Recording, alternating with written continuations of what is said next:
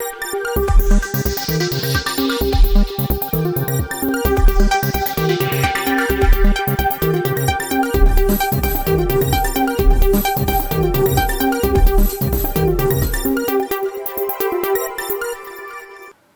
നിളയോര വിശേഷങ്ങളിലേക്ക് സ്വാഗതം.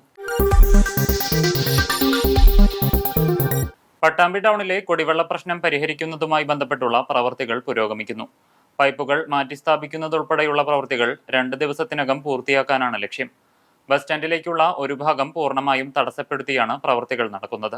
പട്ടാമ്പി ടൗണിൽ റോഡ് നവീകരണവുമായി ബന്ധപ്പെട്ടുള്ള കുടിവെള്ള പൈപ്പ് മാറ്റിസ്ഥാപിക്കുന്നതുമായി ബന്ധപ്പെട്ടുള്ള പ്രശ്നങ്ങളാണ് ടൗണിലെ പലയിടങ്ങളിലും കുടിവെള്ളക്ഷാമം രൂക്ഷമാക്കാൻ ഇടയാക്കിയത്. പ്രവൃത്തികൾ യഥാസമയം വാട്ടർ അതോറിറ്റി നേതൃത്വത്തിൽ നടപ്പാക്കാത്തതാണ് ഇത്തരം വിഷയങ്ങൾക്ക് കാരണമെന്ന് നേരത്തെ നഗരസഭാ ചെയർമാൻ ടി.പി. ഷാജി ആരോപിച്ചിരുന്നു. പല കുടുംബങ്ങൾക്കും കുടിവെള്ളം മുടങ്ങിയ സാഹചര്യത്തിൽ ജനപ്രതിനിധികളുടെ നേതൃത്വത്തിൽ ഉദ്യോഗസ്ഥരുമായി ചർച്ച നടത്തുകയുമുണ്ടായി. ഇതിന്റെ ഫലമായാണ് ഇപ്പോൾ കുടിവെള്ള പൈപ്പുകൾ മാറ്റിസ്ഥാപിക്കുന്ന പ്രവൃത്തികൾ നടക്കുന്നത്. പട്ടാമ്പി ടൗണിലെ പമ്പ് ഹൗസിൽ നിന്നുമുള്ള കുടിവെള്ള വിതരണ പൈപ്പാണ് മാറ്റി സ്ഥാപിക്കുന്നത്. ഇവിടെ കുടിവെള്ള പൈപ്പ് പൊട്ടി കുടിവെള്ളം പാഴാകുന്നതും ഏറെ നാളായി തുടരുകയായിരുന്നു. ഇതിനുള്ള പരിഹാരം കൂടിയാണ് ഇവിടെ നടപ്പാക്കിക്കൊണ്ടിരിക്കുന്നത്. 2 ദിവസത്തിനകം നിർമ്മാണ പ്രവൃത്തികൾ പൂർത്തിയാക്കുമെന്ന് കഴിഞ്ഞ ദിവസം പദ്ധതി പ്രദേശം സന്ദർശിച്ച ടി.പി. ഷാജി സൂചിപ്പിച്ചിരുന്നു. ഇതിന്റെ ഭാഗമായാണ് ഇപ്പോൾ നിർമ്മാണ പ്രവൃത്തികൾ ദ്രുതഗതിയിൽ നടക്കുന്നത്. വലിയ ആഴത്തിൽ മണ്ണ് നീക്കം ചെയ്താണ് കുടിവെള്ള പൈപ്പ് മാറ്റിസ്ഥാപിക്കുന്ന പ്രവൃത്തികൾ ഇപ്പോൾ നടപ്പാക്കുന്നത്. 2 ദിവസത്തിനകം പ്രവൃത്തികൾ പൂർത്തിയാക്കാനാണ് വാട്ടർ അതോറിറ്റി ഉദ്യോഗസ്ഥർ ലക്ഷ്യമിടുന്നത്. കൂറ്റനാട് വാവനൂരിന് സമീപം കാറും ഓട്ടോയും കൂട്ടിയിടിച്ച് അപകടം. കഴിഞ്ഞ ദിവസം വൈകിട്ടായിരുന്നു സംഭവം. കൂറ്റനാട് ഭാഗത്തു നിന്നും പട്ടാമ്പി ഭാഗത്തേക്ക് പോവുകയായിരുന്ന ഓട്ടോറിക്ഷയും എതിരെ വന്ന കാറും കൂട്ടിയിടിക്കുകയായിരുന്നു. ഇടിയുടെ ആഘാതത്തിൽ ഓട്ടോറിക്ഷ തകർന്നെങ്കിലും യാത്രക്കാർ നിസ്സാര പരിക്കുകളോടെ അത്ഭുതകരമായി രക്ഷപ്പെട്ടു. കൂറ്റനാടിനും വാവനൂർ സെന്ററിനുമിടയിലെ സ്ഥിരം അപകട മേഖലയിൽ തന്നെയാണ് വീണ്ടും അപകടമുണ്ടായത്. അക്ഷയ തൃതീയയുടെ പുണ്യം നുകരാൻ ഗുരുവായൂർ ക്ഷേത്രത്തിലേക്ക് ആയിരങ്ങളെത്തി. ക്ഷേത്രത്തിൽ പൂജിച്ച ഗുരുവായൂരപ്പന്റെ സ്വർണ്ണ ലോക്കറ്റ് വാങ്ങാനും ഭക്തരുടെ വലിയ തിരക്കാണ് അനുഭവപ്പെട്ടത്. വൈശാഖ മാസത്തിലെ പുണ്യമായ അക്ഷയ തൃതീയ ദിനത്തിൽ കഴകക്കാരുടെ വകയായാണ് ചുറ്റുവിളക്കാഘോഷം. ശ്രീലകത്ത് നെയ്വിളക്ക്, നിറമാല, മേളത്തോടെ കാഴ്ചശീവേലി എന്നിവ പ്രത്യേകതയാണ്. രാവിലെ നടന്ന കാഴ്ചശീവേലിക്ക് സന്തോഷ് മാരാരുടെ നേതൃത്വത്തിൽ മേളം അകമ്പടിയായി. ഉച്ചയ്ക്ക് ഗുരുവായൂർ ശശിമാരാരുടെ നേതൃത്വത്തിൽ മേളം അരങ്ങേറി. വൈകിട്ട് കാടാമ്പുഴ അനിരുദ്ധന്റെ തായമ്പകയും രാത്രി വിളക്കെഴുന്നള്ളിപ്പിന് ഇടയ്ക്ക നാഗസ്വര പ്രദക്ഷിണവുമാണ്. ലോക്കറ്റുകൾ വാങ്ങുന്ന ഭക്തർക്കായി ദേവസ്വം പ്രത്യേക ക്രമീകരണങ്ങളാണ് ഒരുക്കിയത്. ഗുരുവായൂരപ്പന്റെ മുദ്ര ആലേഖനം ചെയ്ത് പൂജിച്ച 2, 3, 5, 10 ഗ്രാം സ്വർണ്ണ ലോക്കറ്റും വെള്ളിയുടെ 5 ഗ്രാം ലോക്കറ്റുമാണ് പ്രത്യേക കൗണ്ടറുകൾ വഴി വിതരണം ചെയ്യുന്നത്. പട്ടാമ്പി ചേംബർ ഓഫ് കൊമേഴ്സിന്റെ ആഭിമുഖ്യത്തിൽ സൗജന്യ നേത്രപരിശോധനാ ക്യാമ്പും മെഡിക്കൽ ക്യാമ്പും സംഘടിപ്പിച്ചു. നിരവധി പേർ ക്യാമ്പ് പ്രയോജനപ്പെടുത്തി. പട്ടാമ്പി ചേംബർ ഓഫ് കൊമേഴ്സും കോയമ്പത്തൂർ അരവിന്ദ് കണ്ണാശുപത്രിയും സംയുക്തമായി നടത്തിവരുന്ന നേത്രചികിത്സാ ക്യാമ്പിന്റെ സൗജന്യമായി നടത്തിവരുന്ന നേത്രചികിത്സാ ക്യാമ്പാണ് പട്ടാമ്പി ചേംബർ ഹൗസിൽ വെച്ച് നടത്തിയത്. ഇതോടൊപ്പം MES മെഡിക്കൽ കോളേജ് പെരിന്തൽമണ്ണ നടത്തിവരുന്ന സൗജന്യ മെഡിക്കൽ ക്യാമ്പും സംഘടിപ്പിച്ചു. ക്യാമ്പിന്റെ ഔപചാരികമായ ഉദ്ഘാടനം പട്ടാമ്പി നഗരസഭ സ്ഥിരസമിതി അധ്യക്ഷ സഫാനിസ ഉദ്ഘാടനം ചെയ്തു. സാമ്പത്തികമായി പിന്നോക്കം നിൽക്കുന്ന ഒരുപാട് ആളുകൾക്ക് ആശ്രയമാണ് ഇത്തരം ഒരു ക്യാമ്പ്. 26 വർഷം മുന്നേ ചേംബർ ഓഫ് കൊമേഴ്സ് നടത്തി വന്നിരുന്ന ഈ ഒരു ക്യാമ്പ് ഇന്നും മുടങ്ങാതെ നിലനിൽക്കുന്ന ഒരുപാട് വളരെ അഭിമാനമുള്ള ഒരു കാര്യമാണ്. അതുപോലെ തന്നെ ഇതുപോലുള്ള ക്യാമ്പുകൾ, നേത്ര ചികിത്സാ ക്യാമ്പുകൾ പരമാവധി എല്ലാവരും ഉപകാരപ്പെടുത്തുക. അതുപോലെ അപ്പുറത്ത് നടക്കുന്ന മെഡിക്കൽ ക്യാമ്പും പരമാവധി എല്ലാവരും ഉപയോഗപ്പെടുത്തുക. കണ്ണാണ്, കണ്ണിന്റെ ആരോഗ്യം വളരെ പ്രധാനമുള്ളതാണ്. ഒരു അശ്രദ്ധ മൂലം 2 കണ്ണുകളുടെയും കാഴ്ച നഷ്ടപ്പെട്ട ഒരാൾ ഞങ്ങളുടെ വീട്ടിലുണ്ട്. അതുകൊണ്ട് പറയാണ്, എല്ലാവരും കണ്ണിന്റെ ആരോഗ്യത്തെ പരമാവധി ശ്രദ്ധിക്കുക. ഇന്നത്തെ ഈ ക്യാമ്പ് ഔദ്യോഗികമായി ഉദ്ഘാടനം ചെയ്തുകൊണ്ട് ഞാൻ എന്റെ വാക്കുകൾ ചുരുക്കുന്നു. നന്ദി, നമസ്കാരം. Chamber of commerce president KP Kamal അധ്യക്ഷനായിരുന്നു. യോഗത്തിൽ secretary KC Sudhakaran, youth president VT Akbar, PRO Sreenarayanan, Koyanni, Karimuthu, Nisar Vattoli, Pradeep തുടങ്ങിയവരും പങ്കെടുത്ത് സംസാരിച്ചു. നിരവധി പേർ ക്യാമ്പ് പ്രയോജനപ്പെടുത്തി. എല്ലാ മാസവും 3ാമത്തെ ഞായറാഴ്ചയാണ് സൗജന്യ ക്യാമ്പുകൾ നടത്തിവരുന്നത്. തൃത്താല മലമക്കാവ് നിന്നും കാണാതായ 70-കാരനെ വളാഞ്ചേരി ഇരുമ്പിളിയത്ത് ഭാരതപ്പുഴയിൽ മരിച്ച നിലയിൽ കണ്ടെത്തി. മലമക്കാവ് അരിക്കാട് സ്വദേശി ഓട്ടുപാറപ്പറമ്പിൽ 70 വയസ്സുള്ള കൃഷ്ണനെയാണ് മരിച്ച നിലയിൽ കണ്ടെത്തിയത്.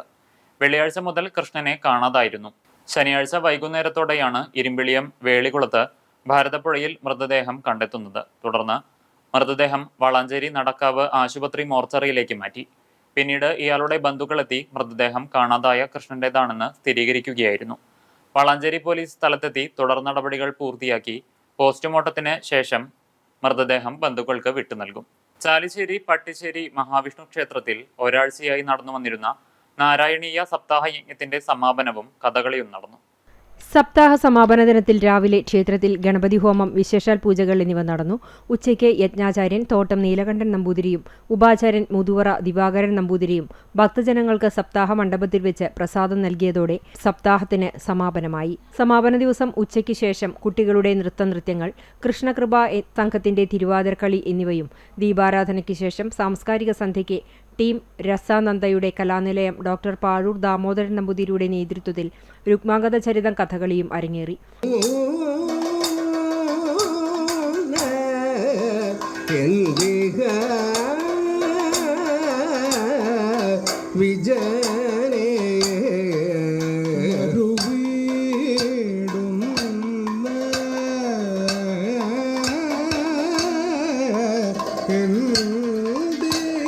രുക്മാംഗതനായി കലാനിലയം ഡോക്ടർ പാഴൂർ ദാമോദരൻ നമ്പൂതിരി, മോഹിനി കലാമണ്ഡലം വൈവസ്വതമനു, ബ്രാഹ്മണർ കലാമണ്ഡലം ആദിത്യൻ, കലാമണ്ഡലം അഭിഷേക്, ധർമാഗതൻ കുമാരി എസ് ഭദ്ര, വിഷ്ണു മാസ്റ്റർ ആര്യൻ എന്നിവരാണ് വേഷമിട്ടത്.